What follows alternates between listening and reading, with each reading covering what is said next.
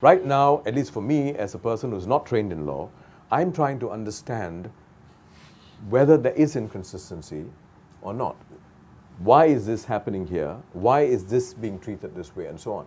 So a little bit more of exposition of the considerations would be useful. If you want to build trust in state institutions, such as the judiciary, such as the Attorney General's office, we need to understand why certain decisions were made and why certain exceptions were made. I think It is about I think communication. one way to distinguish this is, and the very term rules of engagement, I think, is potentially misleading because it suggests, and maybe I'm misunderstanding you, but the Attorney General, I don't think, should be saying, this is what is acceptable. You can say these things. What the Attorney General should be saying, perhaps, is that this is a rare example of something where the instrument of the state is going to be used to possibly penalise someone.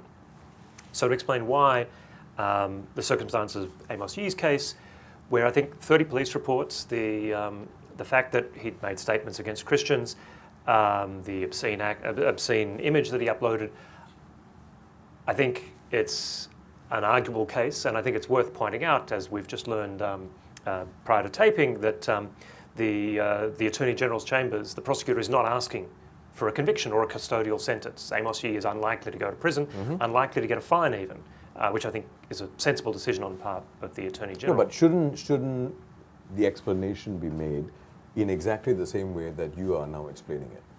I mean, we shouldn't be asking for these explanations. If you want to build trust in institutions, the institutions should feel that there is a need to explain in significant instances why certain decisions were made. That's all. You know what I'm saying? But lay people, then if you don't have that, lay people are forced to make certain deductions or conclusions which may not be valid.